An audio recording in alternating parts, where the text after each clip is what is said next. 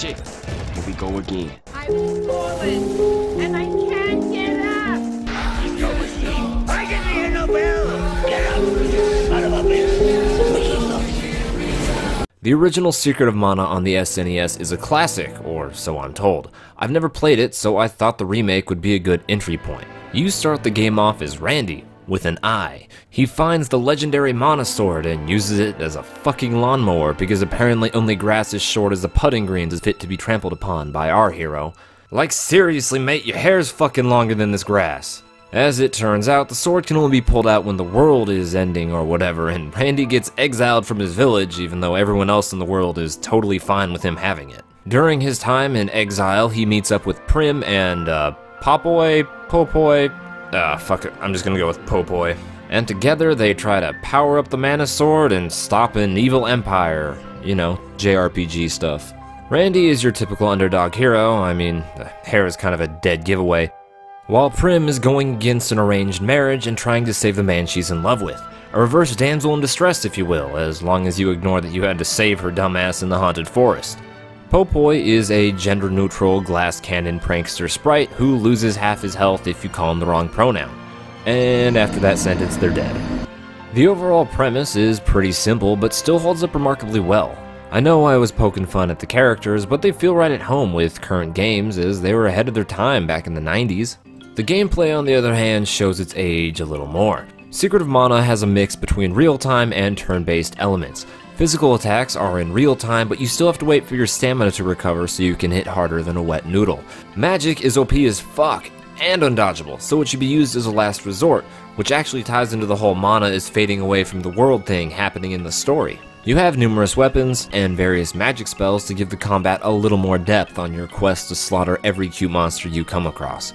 Weapons and magic level up with repeated use, which is incredibly gratifying, but that's honestly where the good stops. With the exception of bosses, dealing with enemies is a breeze. The only challenge is keeping your brain-dead allies alive long enough for them to actually get to the boss fight. Although the worst thing is dealing with enemies who get affected by your weapon's secondary status effects. I know, that sounds backwards, but look at this shit. The effect has to fucking buffer before you can hit them again, and that kills the pace of the combat. These two things alone make the middling gameplay incredibly irritating.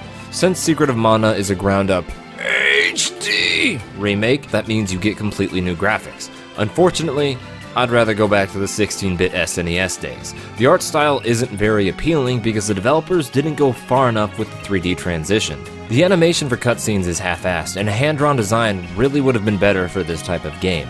You know how older games would cram your party together in the same spot while only showing your leader? Yeah, the game keeps that around and you form a clipping monstrosity of polygons that just doesn't look very good. And if you think the visuals suck, you haven't experienced the audio design. Square Enix remastered the whole OST, but I'm assuming it was done by either someone who never played the first game or is deaf. Maybe both. Like, it's not bad, but the composition tries to overdo it, and in most cases the levels lose their charm. In the worst cases, it's ridiculously jarring, like the Mushroom Village level. Here's the original song. Now here's the new one. Why? Just why are there electric guitars playing? Who thought this was a good idea?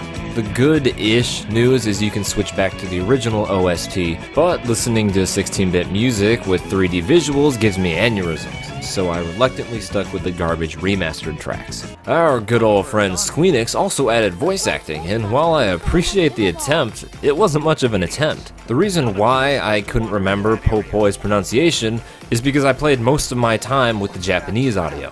9 times out of 10, I'm a dub over sub guy simply because I hate reading. I know, I'm a heathen, but the Japanese voices are so much better. Fucking listen to this. Don't worry, we can clean up all those annoying enemies for you. But I wanted to clean up enemies too. Don't pout. I'll cast some magic on your way. Why is the delivery so flat? This is genuinely the worst performance I've heard from voice actors in a while. Secret of Mana also has a teeny tiny major crashing problem. I played this on the most current patch and it crashed a couple of times on me. The good news is it autosaves, so it's not too big of a deal. Oh, that's a lie. The save point system is here to stay too, so when you're going through a dungeon and it crashes, you're shit out of luck. I had some fun with Secret of Mana, but all that fun was what remained from the solid foundation of the original game. Playing this HD remake is the video game equivalent to the Jesus Restoration painting a few years ago.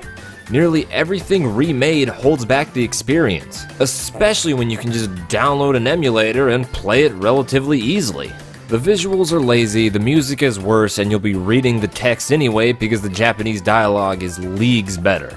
Also, there's no fucking reason to play a game that crashes more than a quadriplegic on a unicycle. So, should you play Secret of Mana HD? No, not really. Thank you guys for watching the video. I hope you enjoyed it. I've got one more real review in the works, so stay tuned for that. After that one, I'm gonna be taking another month or two break to play some more games in order for some more videos. So, there'll be that. See you guys on the next one. Later.